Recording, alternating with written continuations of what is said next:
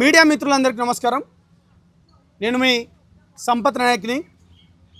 మిత్రులారా, గత కొద్ది రోజుల నుంచి తెలుగు రాష్ట్రాల్లోనే కాకుండా యావత్ కర్ణాటక, ముంబైలో కూడా ప్రకంపనలు సృష్టిస్తున్న మైక్రో ఫైనాన్స్ అధిక వడ్డీల పేరుతోని కోట్ల రూపాయలు వసూలు చేసిన దాంట్లో లేకపోతే అనేక మంది ఇవాళ బాధితులు మా దగ్గరికి వస్తున్నారు. ఇవాళ ప్రధానంగా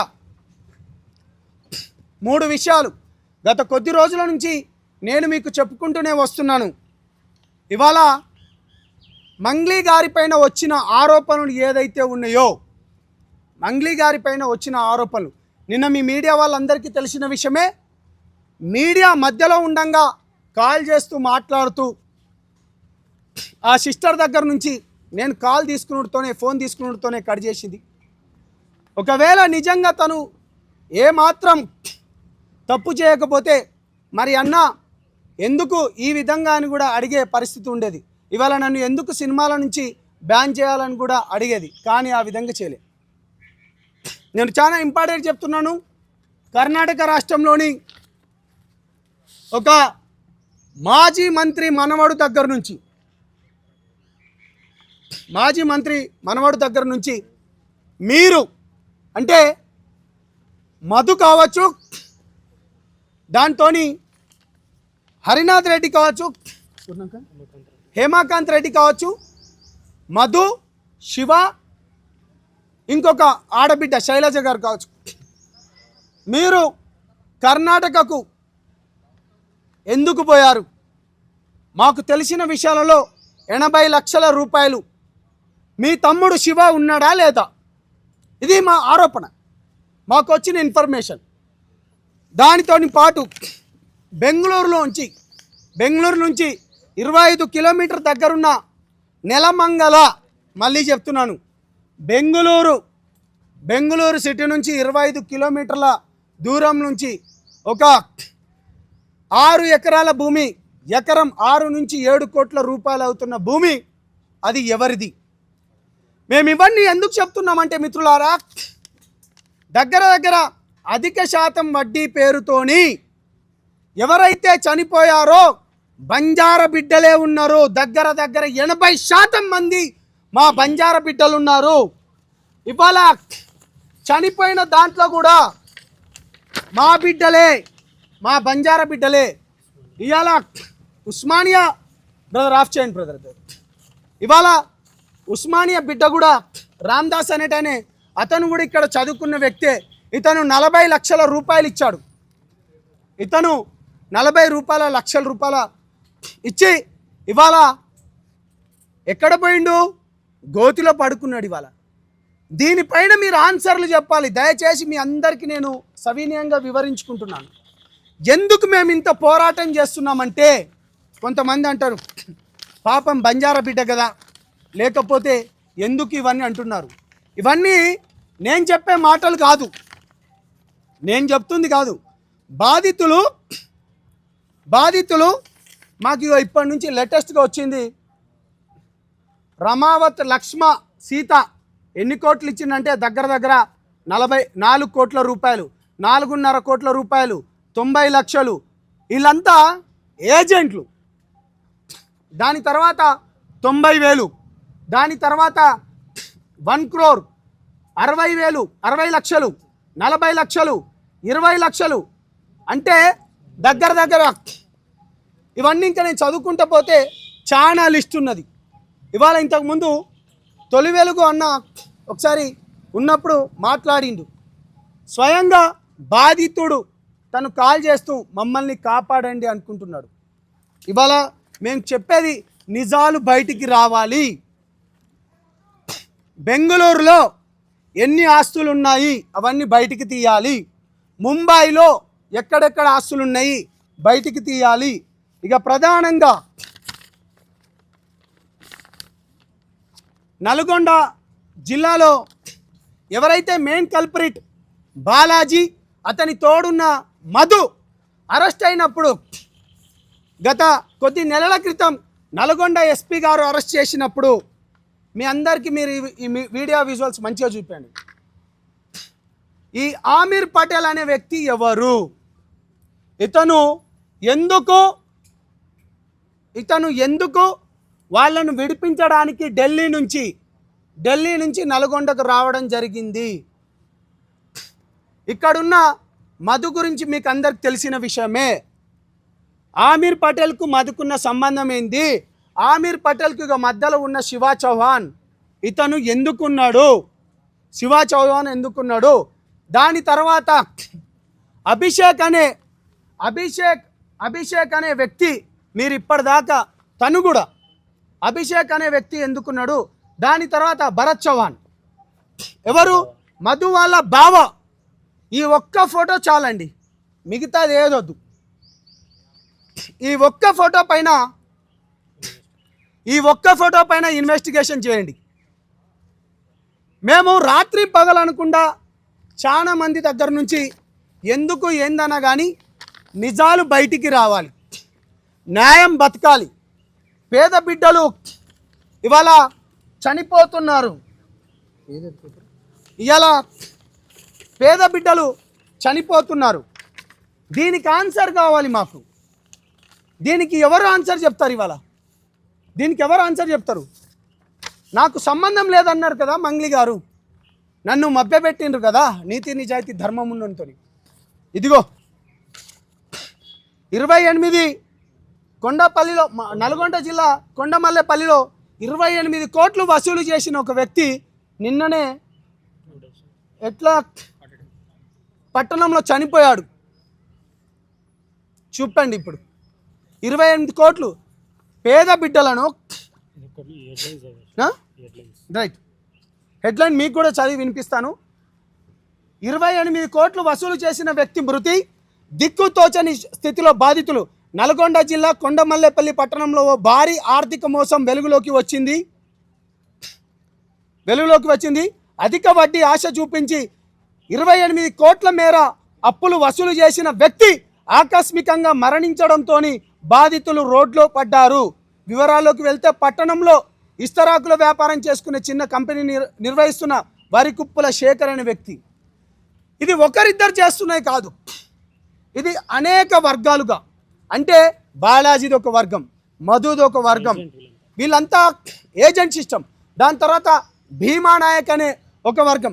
ఇంతకుముందు నేను చెప్పినట్టు వీళ్ళందరూ విభాగాలుగా విడిపోయి ఇవాళ వసూలు చేస్తున్నారు. ఈ మీడియా ద్వారా నేను చేతులెత్తి దండం పెడుతున్నాను.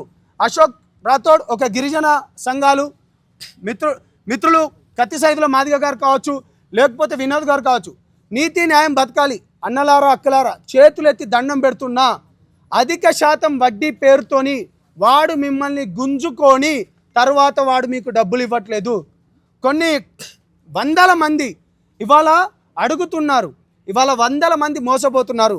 ముఖ్యంగా వీళ్ళు డబ్బులు వసూలు చేసిన దాంట్లో బైనాన్స్ అనే కంపెనీ, అది కాదు, ఇది ఏది, నాకు ఫోటో, మెయిన్ ఫోటో బైనాన్స్ పొద్దున పెట్టిన బైనాన్స్ అనే పెట్టింది చూడరా, అది ఏది,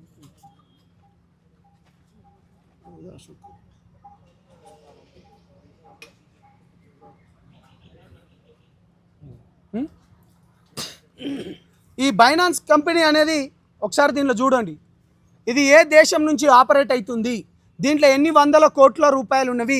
ఇవి మేం చేయాల్సినవి కావు, ఇవి నేను మీకు చెప్తున్నాను. కష్టపడి బాధితులు మా దగ్గరకు వచ్చి ఏడ్చుకుంటా. దీంట్లో సర్పంచులు ఉన్నారు, అధికారులు కూడా ఉన్నారు. చెప్తే ఎక్కడ ఇజ్జత్ పోతుందని చాలామంది రావడం లేదు. బయటికి రండి. మేము కొట్లాడేది బలిసినోని తరపు నుంచి మేము కొట్లాడతలేం. అమాయక మాయ మాటలతో చెప్పి పేద బిడ్డల రైతుల దగ్గర నుంచి వసూలు చేసిన ఆ డబ్బుల గురించి కొట్లాడుతున్నాం. దయచేసి ప్రజలారా, మీడియా మిత్రులారా కనువిప్పు చేయండి. మీరు కూడా ఈ ఆమీర్ పటేల్ అనే వ్యక్తి, ఇంతకుముందు నేను మీకు చెప్పినట్టు ఆమీర్ పటేల్ అనే వ్యక్తి, ఆ వ్యక్తి దగ్గరికి మీరు వెళ్ళండి, ఒకసారి అడగండి. నేను క్లియర్ కట్గా ఒకటే చెప్తున్నాను, త్వరలోనే మా మీడియా మిత్రులకు చెప్పినట్టు ఆ మాల్, మల్లేపల్లి, దేవరకొండ, లేకపోతే డోన్, ఈ అన్నిటి దగ్గర రైతుల దగ్గర తీసుకుపోతున్నాను. వాళ్ళు ఏ విధంగా చనిపోతున్నారో మీ అందరి కళ్ళ కట్టేటట్టు చెప్తున్నాను. ఇవన్నీ బయటికి నిజాలు తీసుకోవాల్సిన అవసరం ఒక విద్యార్థి నాయకుల లెక్కనో, లేకపోతే ఒక యూనివర్సిటీ నాయకుల లెక్కనో, లేకపోతే ఒక పార్టీల మిగతా వర్గాలకు కాపాడుకోవడానికి ఇంత కష్టపడుతున్నాం. దీనికి మొత్తం మీ సపోర్ట్ ఉండాలి. మళ్ళీ చెప్తున్నాను, మీ అందరికీ పేద బిడ్డలారా మీ అందరికీ చేతులు వచ్చి జోడించి నేను మళ్ళీ రిక్వెస్ట్ చేస్తున్నాను. ఎన్ని ఇష్యూస్ పైన కొట్లాడాలి, మేము చచ్చిపోతున్నాం, మా వల్ల అవ్వట్లేదు. మొన్నటికి మొన్న ఒక ఉస్మానియా మెడికల్ విద్యార్థి కూడా చనిపోతే అనిరుద్ రెడ్డి గారితో మేము పార్టీల ప్రకారంగా ఎంత ఉన్నా కానీ మా నాయకుడి పైన అన్నప్పుడు మేము అతన్ని తిట్టినా కానీ అతను ఒక ఎమ్మెల్యే ఉండి కూడా ఆ ఉస్మానియా బిడ్డ సురేష్ నాయక్ చనిపోతే 5 లక్షల రూపాయలు ఇచ్చాం. మేము ఎక్కడెక్కడ నేను తిరగాలి. అందుకనే చేతులెత్తి దండం పెడుతున్నా, అధిక శాతం వడ్డీ పేరుతోని మాయ మాటలతోని మీరు మోసపోకండి. మళ్ళీ చెప్తున్నాను, ఇవాళ ప్రధానంగా చెప్పాను, బెంగళూరు భూముల వ్యవహారం రావాలి. అది వస్తే గిట్ట పేద బిడ్డలకు న్యాయం జరుగుతుంది. ముంబైలో ఎక్కడెక్కడ ఉన్నాయో, లేకపోతే బైనాన్స్ అనే కంపెనీది ఏదైతే ఉందో దాన్ని కూడా తీయాల్సిన అవసరం ఉంది. మధుకు పటేల్ అమీర్ పటేల్, ఆ ఆమీర్ పటేల్కు మధుకున్న సంబంధం ఏంది, శివ చౌహాన్కున్న సంబంధం ఏంది, భరత్ చౌహాన్కున్న సంబంధం ఏంది, ఆ అభిషేక్ అనే అబ్బాయిని కూడా మీరు తీసుకోవాల్సిందిగా కోరుతూ, ఇటువంటివి కూడా వచ్చిన లేటెస్ట్ అప్డేటు మీ మీడియా దాకా. అదేవిధంగా గత 15 రోజుల క్రితం జహీరాబాద్లో ఏం సెటిల్మెంట్ అయింది అది కూడా బయటికి రావాలి. ఆ జహీరాబాద్ భూముల సెటిల్మెంట్ అయి ఎవరికి డబ్బులు ఇచ్చిండ్రు మీరు అది కూడా రావాలని తెలియజేస్తూ, పేద ప్రజల పక్షాన మీ మీడియాతో పాటు ప్రజలు కూడా అండగా ఉండాలి. 2 రోజులలోనే ఆ పేద బిడ్డల పక్షాన ఆ ఊర్లోకి వెళ్తున్నాం. పాల్తీయ తండకు కూడా డెఫినెట్గా మనం అందరం వెళ్తాం. ప్రజలకు కనువిప్పయ్యేటట్టు మేము ఉన్నది మీ గురించే, మీ గురించి కొట్లాడుతున్నాం. థ్యాంక్ యూ మిత్రులారా, మీరు ఈ విధంగానే పేద ప్రజల పక్షాన నిలబడాలని కోరుతూ, తమ్ముడు మీరు మాట్లాడండి. థ్యాంక్ యూ మిత్రులారా. మనవాడు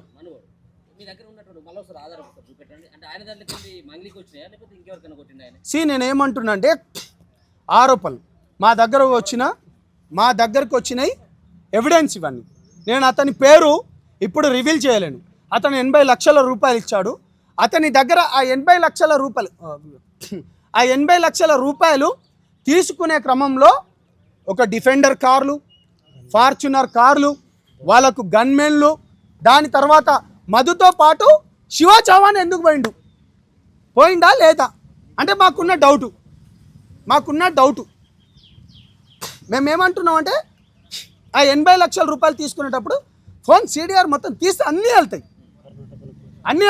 కర్ణాటక దగ్గర భూములు వెళ్తాయి, ముంబై. అంటే మేము కష్టపడి ఇవన్నీ బయటికి చెప్తున్నాం. ఇవన్నీ నాకైతే న్యాయం జరుగుతుందా జరగదా అంటే మేమైతే కొట్లాడుతున్నాం. అది ఎంతవరకు పోతుంది, ఎంతమంది పేదల డబ్బులు బయటకు వస్తాయి. నేనేమంటున్నాను, మీరు ట్రాన్సాక్షన్స్కు అమౌంట్ కానీ నేను అంటలేను. ఇక్కడ 2 కాంట్రడిక్షన్స్ ఉన్నాయి. మంగ్లీ మధుకు నాకు సంబంధం లేదన్నది పాయింట్ నెంబర్ 1. అది మీ మీడియా ఛానల్ అందరి దగ్గరనే చెప్పింది. మంగ్లీ మధుకు సంబంధం లేనిది ఈ ఇంటి ఫోటోతో పాటు ఆ రోజు డ్రగ్స్ అప్పుడు దొరికిన కాడ మధు ఏ విధంగా ఉన్నాడు, దాంతోపాటు నిజాయితీపరమైన మాకు తనకు ఏ విధంగా సపోర్ట్ చేసుకుంటూ ప్రెస్ మీట్ పెట్టమండి. మేము అది చెయ్యం. మేము ఎప్పటికీ పేద బిడ్డల తరపు నుంచి. ఇక రెండోది ఏదైతుందో, ఆ 80 లక్షల రూపాయలు ఎవరు ఇచ్చిండ్రు అనే దానికి నేను చెప్తున్నా. డిఫెండర్ కార్లు పోయినాయా లేదా, డిఫెండర్ కార్లు గన్మెన్తో పోయిందా లేదా, దాని తర్వాత ఎవరు ఆ శివ చౌహాన్ అనే అబ్బాయి ఉన్నాడా లేదా, అది మీరు అడగండి, అది మీరు తెలుసుకోవాలి. ఇంకెవరైనా క్వశ్చన్స్? కర్ణాటకలో కూడా కేసు ఫైల్ అవ్వబోతుంది. అదేవిధంగా మియాపూర్లో కూడా ఒకటి మధు కదా చూపెట్టి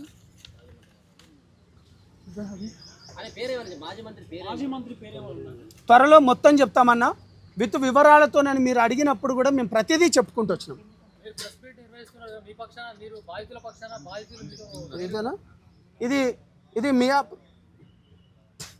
ఇది మియాపూర్లో కేసు ఫైల్ అయిందన్న. ఇది మియాపూర్ పోలీస్ స్టేషన్లో అయింది. ప్లీజ్ కాల్ మీ అన్న, వదిపట్లం అన్న మాది, ఒక్కసారి మాట్లాడాలన్న. ఇగో అంటే బాధితుల పక్షాన ఉంటే వదిపట్లకు సంబంధించిన తమ్ముళ్ళు కూడా అనేక మంది ఇప్పుడు లైవ్లో ఉన్నా కానీ ఇప్పుడు 3:45 వచ్చింది మనం లైవ్ పెడితే. ఈ లైవ్ పెట్టబోతున్నామని చెప్పుడుతోనే ఎన్ని కోట్ల రూపాయల ట్రాన్సాక్షన్స్ ఎక్కడెక్కడ వీళ్ళు రాసుకునే కూడా, అన్న మా పక్షాన మాట్లాడండి, మా పక్షాన నిలబడండి. అనేక మంది మేము అంటే అన్యాయానికి గురవుతున్నాం, మాకు న్యాయం చేయండి అని వేడుకుంటున్నారు. ఏదో 10-15 కోట్ల రూపాయలకు సంబంధించింది కాదు, ఇది కొన్ని వందల కోట్ల రూపాయలకు సంబంధించింది. బాజాప్తగా చెప్తున్నాం, మేము ఎంత పెద్దదానికి ఎదురుపోతున్నాం అనేది మాకు తెలుసు. అయినా కానీ ఎక్కడ వెనుకడుగు వేసేది లేదు. పేద బిడ్డలకు న్యాయం జరగాల్సిందే. మీ మీడియా ఛానల్ అందరితోని ఎవరు ఏమనుకున్నా కానీ పేదల పక్షాన నిలబడతాం. మీ మీడియా ఛానళ్లను ఆ తండాలకు తీసుకెళ్తాం. ఆ పేద బిడ్డలకు ఏమేమి అన్యాయం జరుగుతుందో ప్రజలకు కూడా కళ్ళకు కడుతున్నాం. మళ్ళీ నేను రాజకీయ నాయకులకు, ప్రధానంగా రాజకీయ నాయకులకు చేతులెత్తి మళ్ళీ దండం పెడుతున్నాను. మనము రాజకీయ నాయకులు అయినామంటే కేవలం ప్రజలు ఓట్లేస్తే అయినము. ఇవాళ మనం ఆఫీసర్లు అయినము, ఐఏఎస్ ఆఫీసర్లు, ఐపీఎస్ ఆఫీసర్, సివిల్ ర్యాంకర్స్, లేకపోతే ఐఆర్ఎస్లుగా ఎందుకైనామంటే మనము పేదల పక్షాన, లేకపోతే బడుగు బలహీనల పక్షాన, లేకపోతే న్యాయం ఎవరికైతే దొరకదో వాణి పక్షాన నిలబడాలి.